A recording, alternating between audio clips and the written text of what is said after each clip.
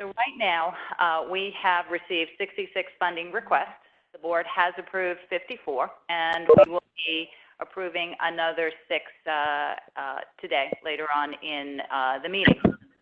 Now, we have been updating the dashboard with all of this information, and we did a demo of that at our previous board meeting, and it was very well received. We are using this as one of our primary communication means with NG 911 deployment. That, in conjunction with a deployment page, seems to work very well. We're trying to move away from a textual format to more of an interactive format. So you're going to see another interactive example of that later in the presentation. So I'm going to turn it over now to Ms. McGuffin, and she can talk some more about what we're doing with NG 911 here in the Commonwealth. Thank you, Dorothy, and good morning, everyone. A couple items to go over with you all that are pretty integral to the deployment of NextGen 911. The first is to talk a little bit about PSAP boundary development and meetings and some of the GIS kickoff meetings that have been going on across the Commonwealth. We know that GIS data is very important to the deployment of NextGen 911.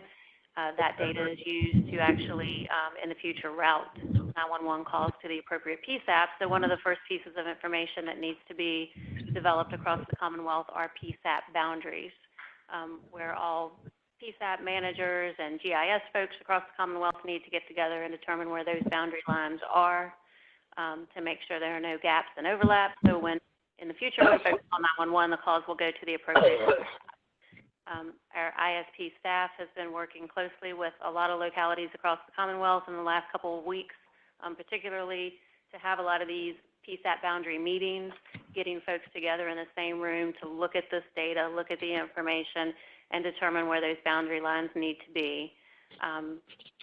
Steve Washington in the back of the room, our VGen coordinator, he can correct me if I'm wrong. I think there are about 183 line segments between PSAPs that need to be developed, and we are knocking those out as we move along. But again, this is something that we need to get accomplished as people deploy NextGen before that actually happens. So we're really emphasizing the need to do this and to work through this part of the process and helping as much as we can to bring localities to the table to get that done. At the same time, AT&T has started to do some GIS, what they call kickoff calls, with their contractor Intrado, formerly West. Intrado is in charge of kind of the GIS side of the NextGen deployment process. And they've been reaching out to localities who have already put in for funding and signed their participation agreements to talk about GIS data, what that means in NextGen 911. Again, just kind of reiterating the importance of that, getting the GIS people involved in the project as much as they can, understanding what needs to be done, understanding how the data needs to be loaded into the NextGen system so that it works correctly. But those kickoff meetings have started. There are what Intrado calls I3 GIS coaches. So each locality is going to have an individualized coach that helps them through the system or through the process and loading data into the system and understanding how their data works and any necessary changes that need to be made. So a lot of movement with GIS and its involvement in this process. ISP reaching out to localities, our contractors reaching out to localities, and getting a lot of GIS work accomplished. So we're really excited to get that moving good. Let's see, another aspect of deployment is text to 911 service. So as you know, there is a legislative requirement for all PSAPs to have text to 911 available in their areas by July 1 of 2020, which will be here before we know it. This year has flown by to me. So text to 911 service is part of AT&T's NextGen 911 solution. So with the deployment of NextGen 911, you also get text to 911 service. However, some people are not going to deploy NextGen 911 until after that legislative deadline that's in place in the Commonwealth. So we, VITA ISP, is working very closely with all PSAPs who do not currently have text to figure out what their solution needs to be, how they need to move forward to make sure that they meet this legislative deadline. there are several methods to deploying text to 911, so we just need to work with them and make sure that we lead them down the right path and help them get that done. For everyone who has already put in for funding through this process, we are working with AT&T to go ahead and get them deployed on what AT&T is calling an interim text to 911 solution. So what they'll do is they'll work, again, with Intrado. They have the text control center. It's their service to deliver text to 911 to the PSAPs. So AT&T and Intrado are working together with all the PSAPs who have signed participation agreements but do not currently have text to 911 to get the system in place so that they can receive text before the legislative deadline, even if they don't deploy Next-Gen 911 yet. So it's, we're very fortunate that AT&T has agreed to do that and is reaching out and working with the localities to get that done. Our ISP staff is also kind of helping to shepherd through that process. It is a process. There are a lot of steps to it. So we're helping the PSAPs work through that as well. The last item I wanted to talk about, some very important item, and is about a proposed adjustment to the statewide Next-Gen 911 deployment schedule. So as you know, we've all been working very hard to get these Next-Gen deployments done. We have had some, what do you want to call it, some things that have held us back a little bit from deployment. One of those things, of course, was the Virginia Beach RFP that they put out. A lot of localities wanted to wait and see what the outcome of that RFP process was going to be, who the vendor was going to be, to see if that was some other, another contract that they wanted to ride on. We know that Virginia Beach has a letter of intent to sign with AT&T. That was the chosen vendor in their process. My understanding is that the contract is supposed to be developed in the signing stages right now. So probably in the next week or two, we will have an actual signed, or there will be an actual signed contract between AT&T and Virginia Beach that localities could use as well. Until that contract actually gets signed, we're not 100% sure what all the contents are going to be of that contract. So we need to wait until that signs to really kind of lead the localities through evaluating the contracts. I have been told by AT&T that the pricing per locality in that Virginia Beach contract and the services provided by AT&T in that contract are the same as the Fairfax County contract. And actually, if a locality asks AT&T for a quote for the Virginia Beach contract, they will point them to the Fairfax County contract. So one thing that is more favorable perhaps for the Virginia Beach contract is that it does have a longer term. The Fairfax contract was signed 2 years ago, so there's some time is already used up on that contract. The Virginia Beach contract, my understanding, will be a 10-year contract with 5 one-year renewals. So it's a total of 15 years on that contract. That may be a little more appealing to some of the localities to do that. But we'll get all the details of that contract and the details of that when it actually gets signed. We'll meet with AT&T and go over everything. And if a locality is interested in knowing more about that contract and looking closer at that, we can help them through that. So that's one of the things that kind of delayed a little bit the deployment of Next-Gen 911. Another thing is, you remember at the last board meeting, there's some approvals and testing that needs to be done for the Motorola Vesta call handling equipment to get it certified for use on the AT&T EZINet. That product was delivered to AT&T on September the 6th. Supposed to go August 30th, but it went September 6th, a week later. The testing has started on that, so we just wait and see right now how that works out. And if it does get approved for use, that should happen around the end of the year, and we'll have a better idea about the call handling equipment, its ability to be I3 compliant, and then, of course, anyone that's on the Vesta system now has to go through an upgrade to actually get to that version that is the I3 compliant version on the AT&T EZINet. So there's some time that it's going to take there to get that process done and actually get people upgraded. So when we look at some of those conditions and things that have happened, and we look at our deployment schedule, we need to make some adjustments.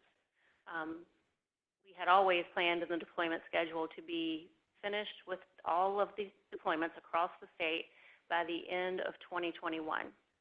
And that was kind of moving a selective router region at a time, as we've shown on maps and presentations that we've done before. We still want to meet that goal. We still want to be finished by the end of calendar year 2021. So we have discussed with AT&T how to move forward and make that happen. Our proposal right now is to, again, continue to focus on Northern Virginia, as AT&T has been doing, to also focus on the Fredericksburg-Winchester selective router region. They are adjacent to Northern Virginia. Everyone in that selective router region has put in for a funding request through the board and been approved, and most everyone in that region has already signed their participation agreement with AT&T. So that's good that we have a complete selective router region that's on board and moving forward. So we're going to focus on Northern Virginia and that region, and then everything kind of east of Charlottesville area, so the Tidewater selective router region and the Richmond area selective router region. So those are going to be our main focus areas. We hope to have those deployed by the end of calendar year 2020. So you think about kind of the eastern part of the state, north and eastern part of the state, to be deployed by the end of calendar year 2020. From Charlottesville over to the western side of the state, we hope to have all of those deployed by the end of calendar year 2021. So it's kind of half the state in one calendar year, the other half of the state in the other calendar year. We're going to have a lot of projects going at one time to get that done. Again, we talked before about this kind of selective router region at a time. We may need to spread the wealth a little bit more and kind of work on people as they're ready, as their systems become ready, as their GIS data becomes ready. Still want to try and keep that focus on selective router regions just so we can manage costs and those legacy costs that are associated with that. I think we're in good shape with our funding and with that schedule. Again, we've talked to AT&T about that to make sure that they have all the necessary resources in place to work with us in the localities. They're feeling very comfortable about that as well. So we wanted to share that with the board today. We do still need to speak with our advisory council and the PSAP representatives and community across the state and get some more feedback on this. We just kind of threw it out at a meeting a couple weeks ago and have been talking about it over the last few weeks. Wanted again to bring it to the board and talk with our constituents a bit more about it. Nothing that you need to vote on today. We'll probably bring it back again at the next board meeting and have you all take a closer look at it and adopt the schedule at that time. I think those are the primary updates for next-gen deployment. Are there any questions? Thanks, Stephanie. Appreciate that. Welcome. Dorothy, are you handling the next phase as we move on? I am. Okay. We'll move on to item number 4, which is the FY19 annual report.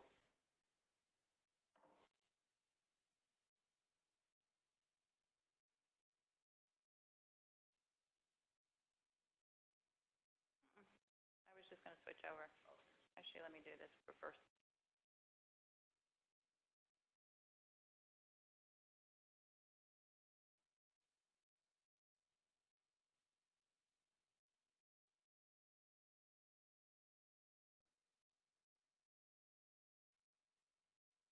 I was going to go into the annual report.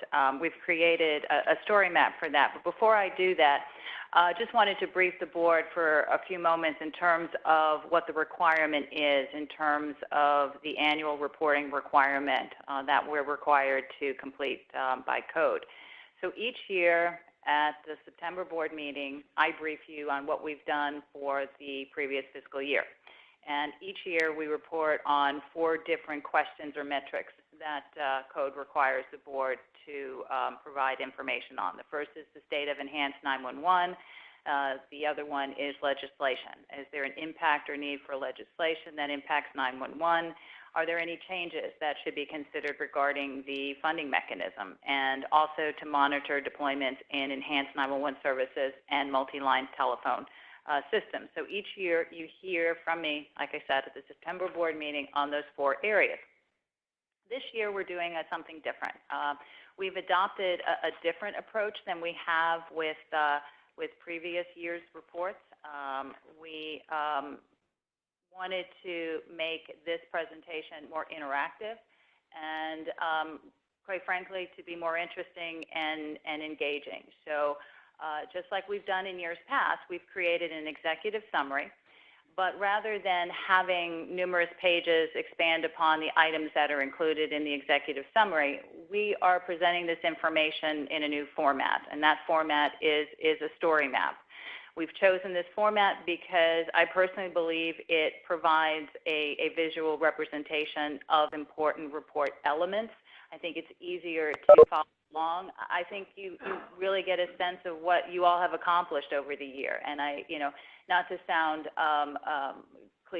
not to be making a cliche, but really this tells your story much more so than the 20 or 30 page report that we've done in years past. Also, it's an opportunity to include Virginia graphics, and we're going to try to use this communication medium for other activities. And again, it's a great way to focus on a specific story and to bring in Virginia graphics as well. So now I'm going to go ahead and switch over to the actual story map. Got a little bit ahead of myself a few moments ago. So I have sent this link out to board members. Hopefully you've all had an opportunity to read through it or scroll through it. And I made a point of sending out a follow-up email or in addition to the announcement that went out for the board meeting to let the 911 community know that this new format was being used for the annual report. So when we start off, we go through the cover page just like we do in other years' reports. But for somebody who may be looking at this online that's not familiar with what the board does and why we put this story together, I thought it would be prudent and helpful for that reader to have an outline of what the report was about. So basically, you have the same information that I just conveyed to you on the slide that provides the code reference with live links, because we want this to be interactive, and provides the 4 requirements that the board must meet by code. So the first section of the report deals with the state of enhanced 911 in the Commonwealth.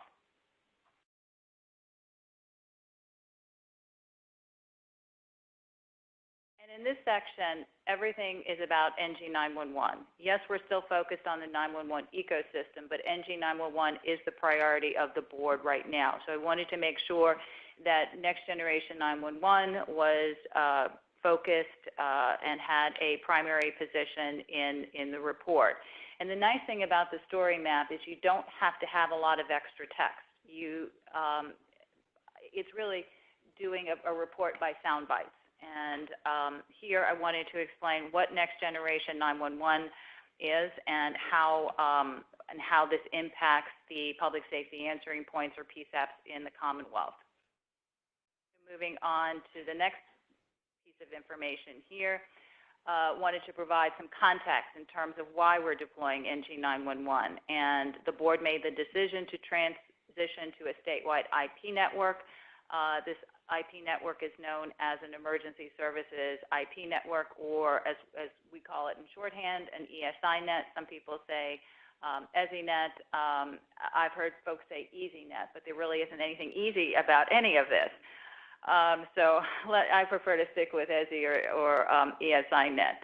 But all of this information, all of this activities that we've been talking about is based on the feasibility study and also the NG 911 deployment plan. Now, the board approved the deployment plan, I believe, in January of 2018. We have been working through that plan. There's a live link here that will provide the reader with that plan. So as you're going through the story map, if something piques your curiosity, or if you're doing a presentation and perhaps it's a GIS audience, I can delve deeper into those GIS components as opposed to maybe the network issues that somebody may not be as interested in. But as we say in every edition of the annual report, 911 is a local service, so it's up to each locality to determine how they wish to move forward with NG 911 deployment.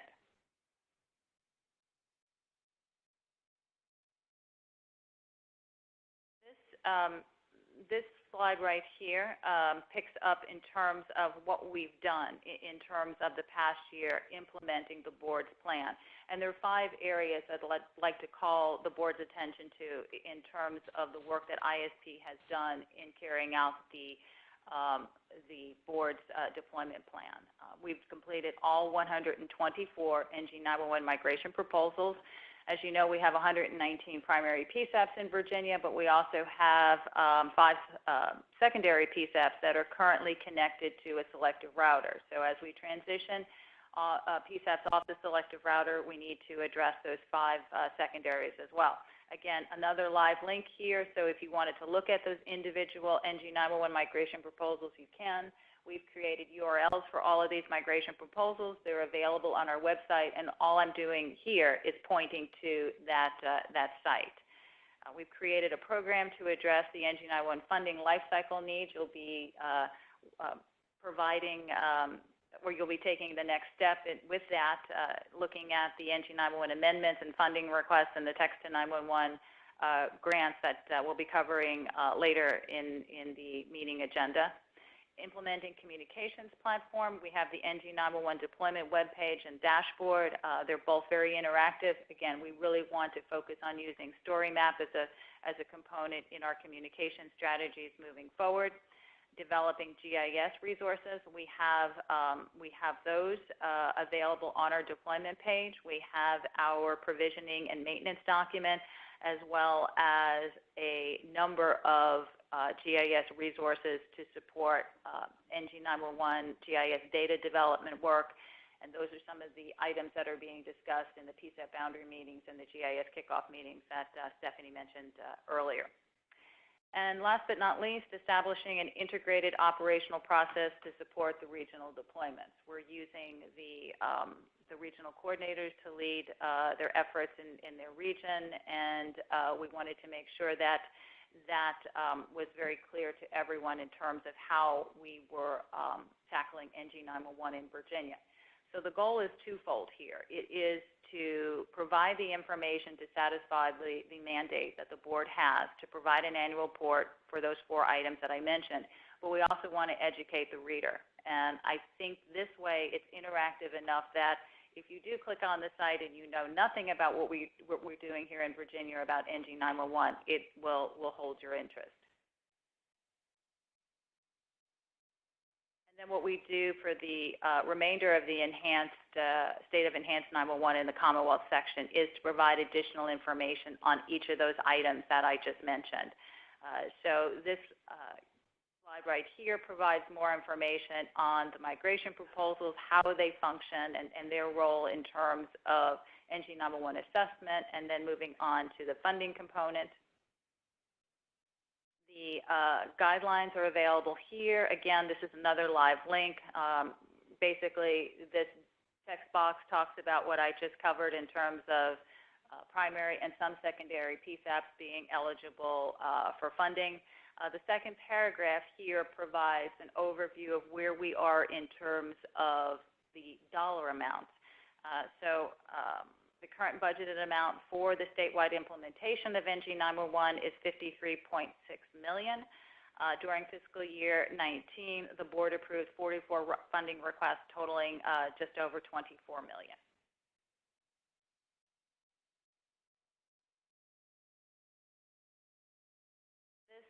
This slide here with a neat graphic behind it is an opportunity if you want to jump over to the NG 911 deployment webpage or our dashboard, just emphasizing here that we want to be much more interactive.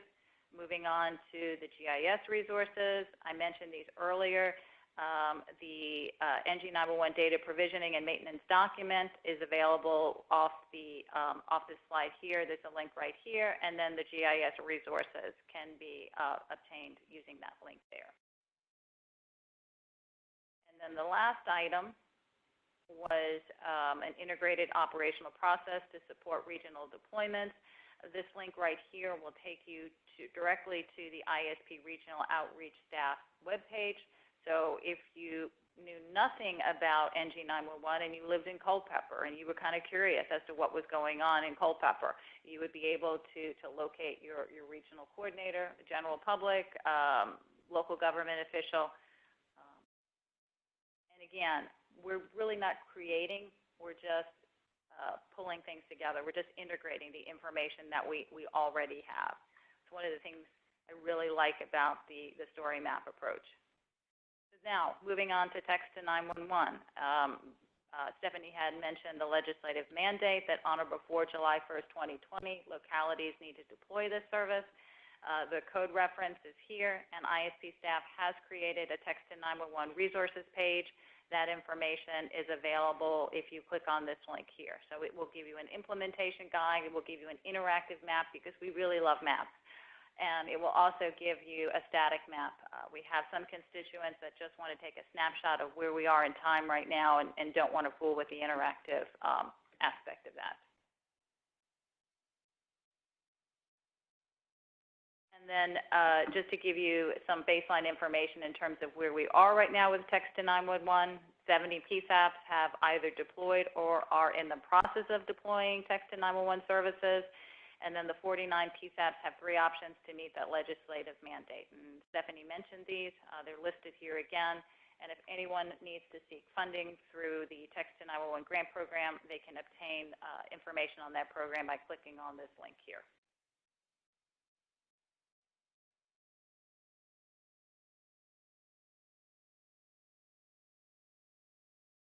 So that gives you an overview of NG911 deployment as it relates to supporting the board's plan, as well as text to 911. In this next section here, what I wanted to do was talk a little bit about wireless 911 calls, since that is the primary funding source for the board. So this puts some of the history of wireless 911 in context. Right now, with 77.5% of all 911 calls received by Virginia PSAPs are from a wireless device. Now, the rules that govern wireless 911 are established by the Federal Communications Commission. So this link here will take you to the Public Safety and Homeland Security Bureau, and you can look at all the information you ever wanted to about wireless 911.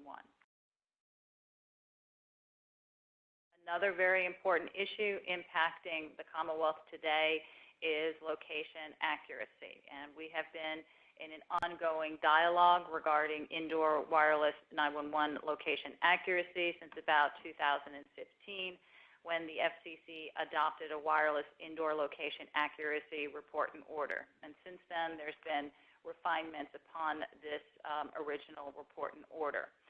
So it started off in 2015 with the community led by the FCC talking about being able to provide a dispatchable location based on specific metrics and milestones. And there's been some work on that in terms of moving further along and defining what that means. So we started off with the need to address vertical location accuracy. This is often referred to as the Z coordinate. So we started off with 4 of the major carriers saying that they would be able to provide uncompensated barometric pressure and make that data available to the PSAPs by 2018.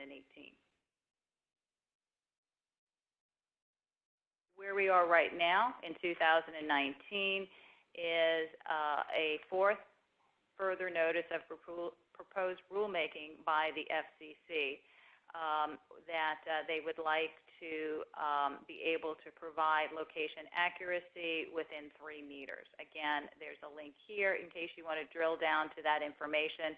All of the references that I've made about the FCC, there are links that you can click on if you want additional information. So you can really customize this in terms of your presentation with various audiences. And then just a way to close out the section on the state of enhanced 911 in the Commonwealth is just to let everybody know that, yes, we're making great strides in terms of deploying NG911. The infrastructure is being updated but there isn't necessarily a direct link between NG911 infrastructure improvements and location accuracy. Now, eventually, there will be the benefit of increased location accuracy with an NG911 network, but there are many parts, there are many plates spinning, and it's a matter of integrating all of the different data sources to make sure that this works.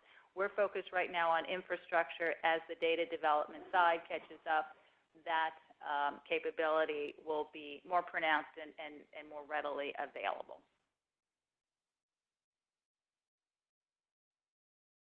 So moving on to the legislation section. In 2016, we started off with defining key terms for NG911, such as NG911 and the ESInet. So that's where we started off in 2016. And then we moved in 2017 to do to focus on the recalculation that was coming up on July 1st, 2018. So rather than providing a second part to NG911 legislation, the focus was on developing new requirements for the funding formula. So that's where the focus was on 2017. We took a pass in terms of delaying the recalculation until July 1st, 2018.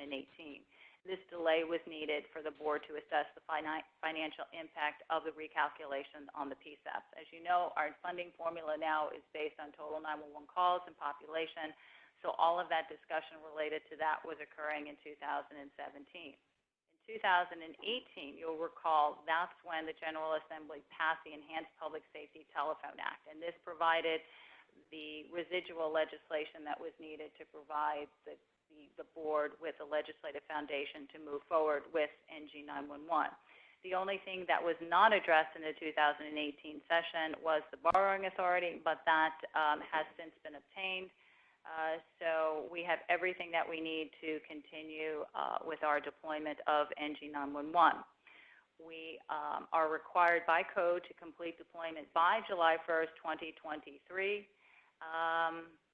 And as I said, we have the borrowing authority that was obtained in 2019, so that will enable ISP staff, as we are going through the deployment process, to be able to manage cash flow and ensure that we're moving forward with deployment as quickly as possible.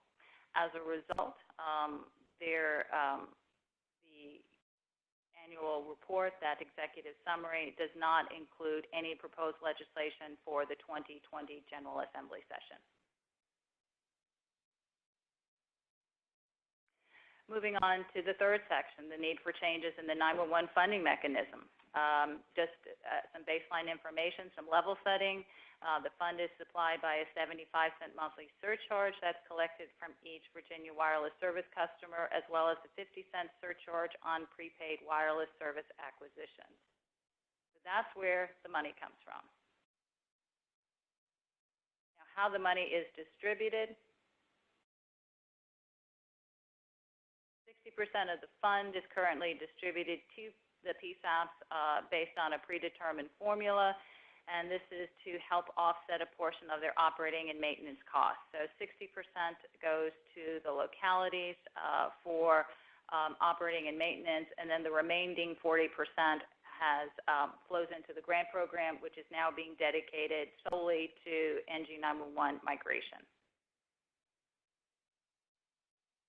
We have going on right now is the funding committee. The funding committee was put together based on a board member's recommendation in March of 2019, and the focus of this committee is on how to mitigate the effects of NG911 reoccurring costs on the PSAP. This is still an ongoing committee, and we should have a report to the board by November 14th.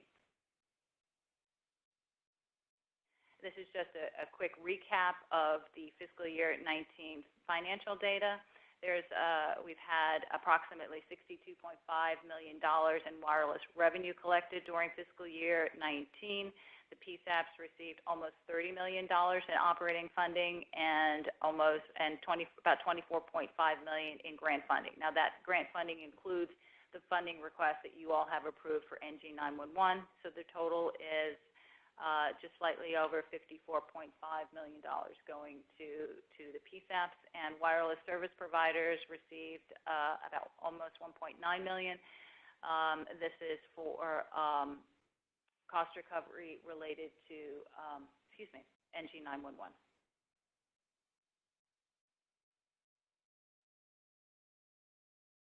The last section is to provide an update on developments in enhanced 911 and multi-line telephone systems. Here, it's basically just to let the reader know that we continue to monitor what is going on with MLTS, with legislation. Right now, the most notable development is Kerry's Law was voted into law on the federal level in February of 2018. So this permits direct dialing of 911 from an MLTS.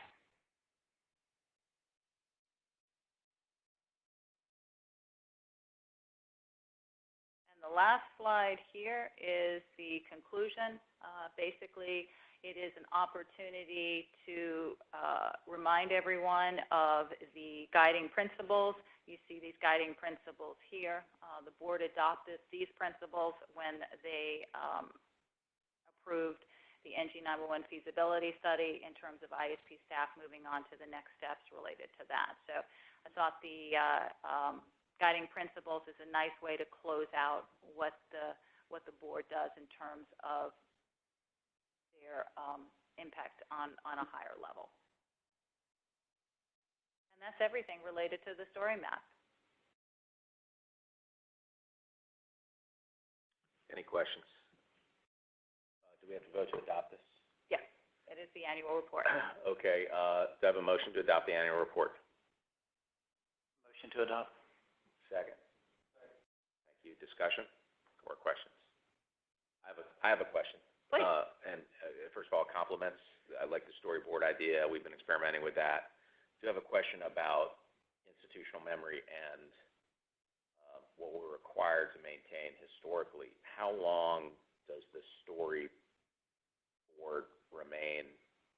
We have to fund that or maintain that as part of the record. I mean, is that something where you need to have that website forever, or is it 10 years? It might be actually a question for council.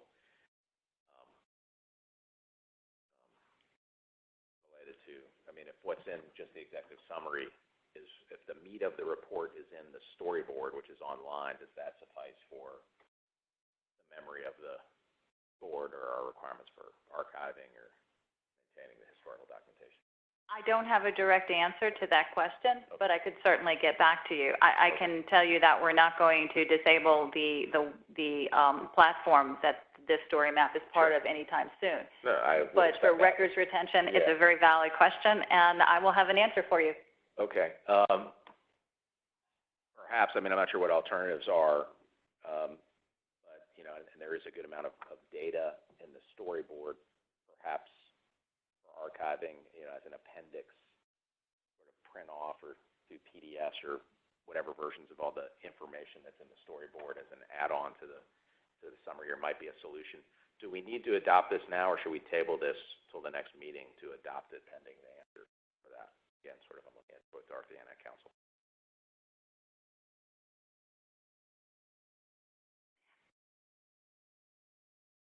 Oh, sorry. Oh, sorry. I didn't write glasses. I need a new website. Do we have our council here? No, we don't have council. Is there an issue to table it? Well, there isn't an issue to table the question, but the report has to be filed by October the 1st. Okay. Mr. Chairman? Yeah, go ahead, Dave. Isn't this a statutory report that's filed with Division of Legislative Services in some manner? Yes, it is. And what will be forwarded to them is the document that you received, the executive summary, and the content is included as the online presentation that I just gave. So when you go to their system, you have to hit the link to get the content that Dr. Stern's talking about? No, it's embedded in the report. So when you get to the last page of the report, there's a live link in that report that would enable you to click on that. Right. And so we're back to the same. I was just thinking maybe that would suffice, but you still have to keep the link live for that to have fulfilled that need. Correct. And in years past, we've embedded hyperlinks in the text, and it goes back to our website. So that has been historical precedence Yes. before. Okay, I didn't realize that. We have used live links in our previous annual reports. All right. Any other further discussion? All right. All in favor of the motion to adopt the annual report? Aye. Any opposed? Motion carries. Thank you.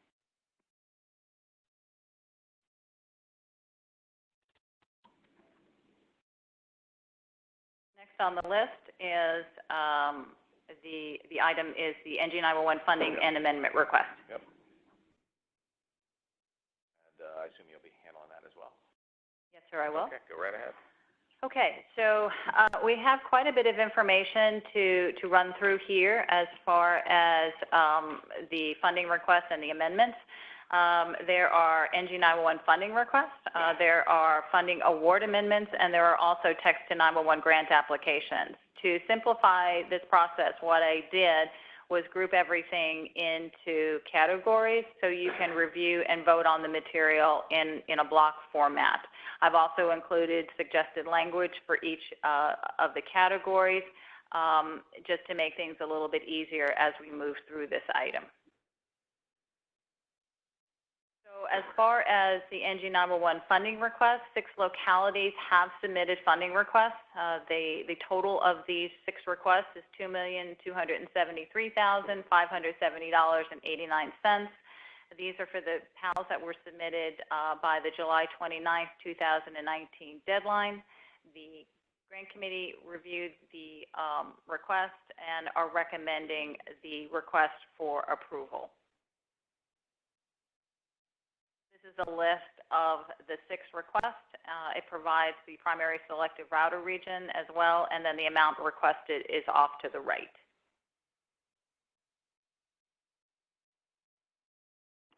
Hey, Dorothy. Yes, ma'am. Hey, sorry, Roanoke, we can't see your board presentation. We're still on the bulleted report formats that you had pulled up for the story map. Can you see it now? No, ma'am.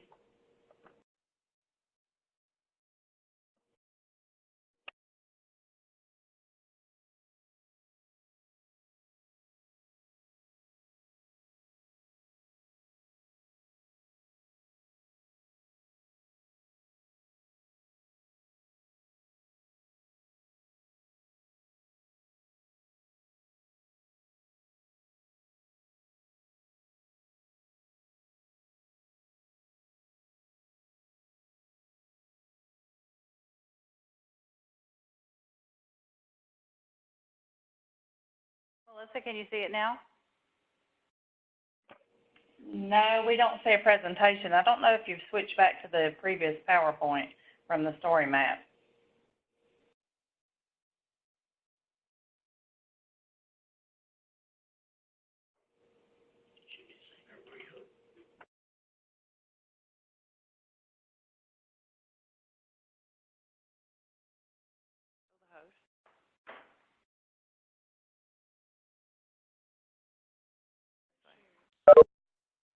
For those online, we're working on trying to address the issue here.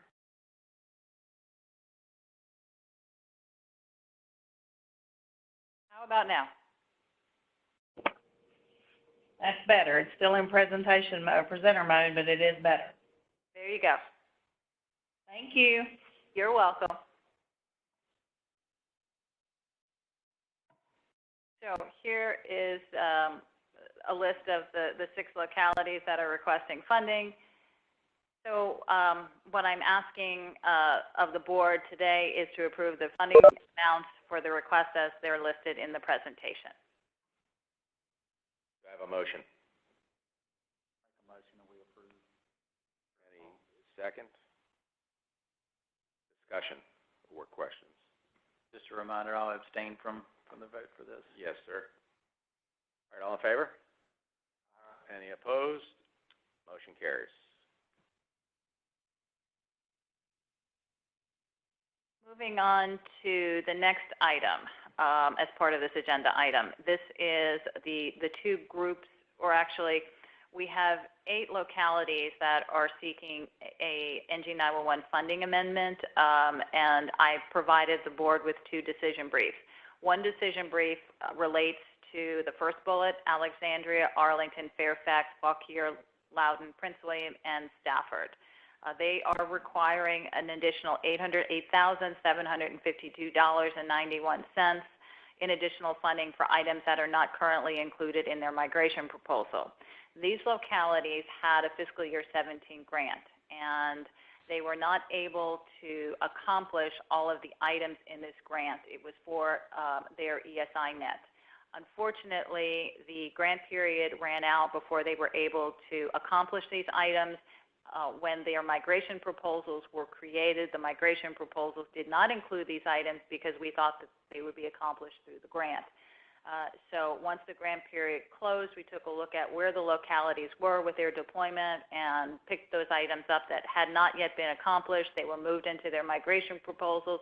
We looked at the financial impact of that, and all 7 localities rolled together is $808,753. Now, this information is parsed out amongst the 7 localities. That information was shared with the grant committee. They recommended approval based on the information that was included in the decision brief. Buckingham County is a little bit simpler. They require an additional $170,055 in funding for increased connectivity costs. And again, the grant committee recommended approval of the amendment request for Buckingham as well. Okay, do we have a motion to approve this funding as described? Move approval. Second. All in favor, or any discussion, I should say, or questions? Go ahead, sir.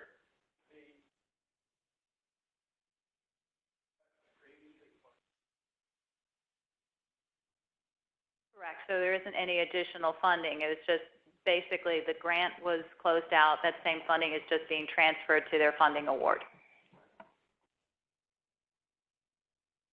Any other questions, comments? I guess my only question, Mr. Chairman and Dorothy, is how does this impact the overall budget? Well, we took from one pot and gave it to another, so the net increase is 0. Thank you. Any additional questions or comments? All right, all in favor? Any opposed? Motion carries.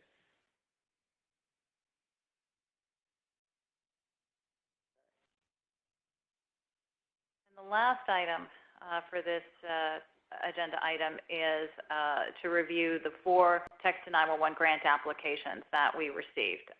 Those total $96,125. These were reviewed by the grant committee at their August 29th meeting. This was part of the applications that were submitted by the July 29th deadline. The PSAP grant committee also recommends approval of these applications, and there are 4. Now, I will point out that the funding available for Text to 911 is up to $50,000 per PSAP. These localities are requesting significantly less. Okay, do I have a motion? Motion that we approve.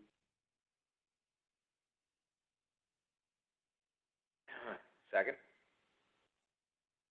Any discussion? Chairman, Go ahead. I will abstain. Okay. All right, all in favor? Any opposed? Motion carries. Congratulations. Is that it? Old business. So, all right, so that wasn't so bad. Thank you to staff for doing those in a block grant format and for the background work so that we could move through those. And I know those grants will have a positive influence in the localities. Old business now, and we have one item right now, the federal 911 grant. And this is some good news. I talked at previous board meetings about this grant opportunity, and we were going through the motions, and there was a two-part process to complete the application. Virginia was eligible to receive $2,831,520 in federal 911 grant funding. And at the April meeting, I shared with you that the application had, at the May meeting, I shared with you that the application had been filed. We did receive an award. We got the notice of that award on August the 9th. The award is actually in the amount of $3,066,853. We received an additional $235,333 because there was supplemental funding available. 56 U.S. states and territories were eligible for funding, but only 34 received funding. So we were prudent and filled out a supplemental application and said, we have $23 million in costs that we could apply to anything else you might want to give us money for. So we did receive an additional $235,000, which is great news. Even better, the grant award period ends on March 31st, 2022. So this is beyond when we are anticipating deployments being completed, and the funding is for our NG911 diversity projects.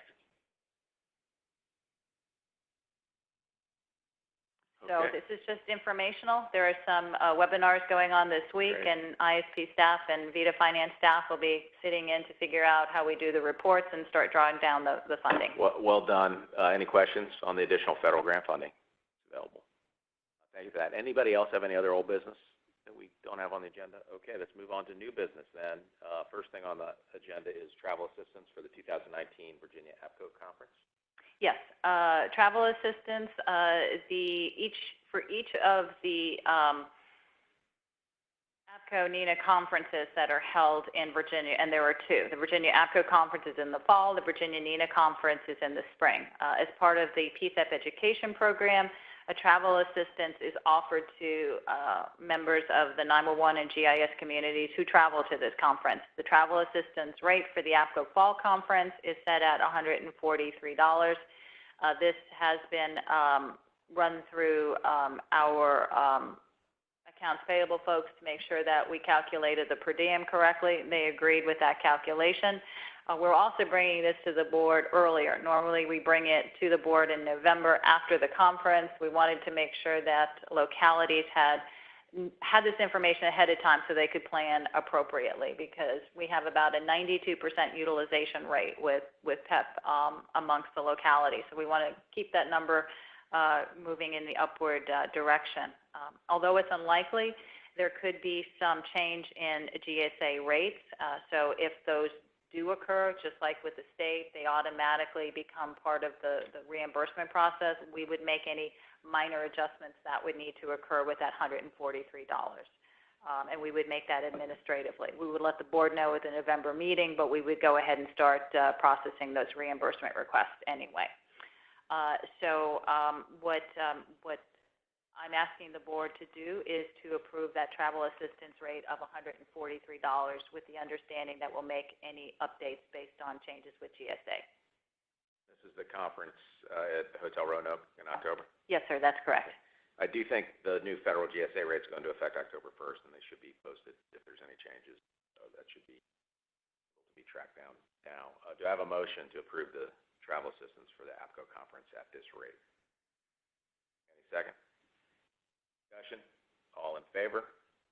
Aye. Any opposed? Motion carries. Thank you. Next on the list is the Regional Advisory Council report. Yes, I have received a couple of emails and calls from current RAC 3.0 members wondering when we're going to get started. We're going to get started in October. We have been waiting to kick off RAC 3.0 because we had 3 outstanding deliverables from RAC 2.0. So we're working on getting those completed. They should be done by the end of this month. And I'll be sending out a calendar invite to our Regional Advisory Committee members on October the 8th. They will be helping me in developing the initial draft of the 911 Comprehensive Plan.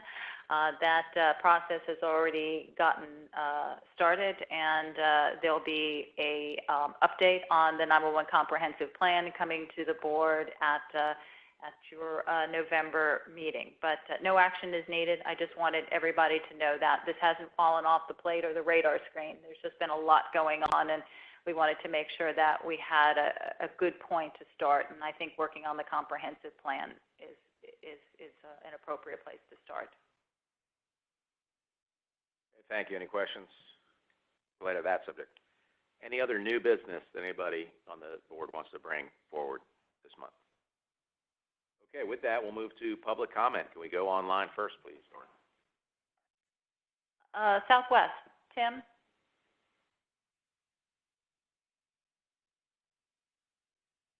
No comments from Southwest. Thank you. Thank you. Roanoke, Melissa? No, ma'am, nothing from Roanoke. Thank you. Culpeper, Amy? No comments from Culpeper. Thank you. Here in the room? Have a motion to adjourn. Second?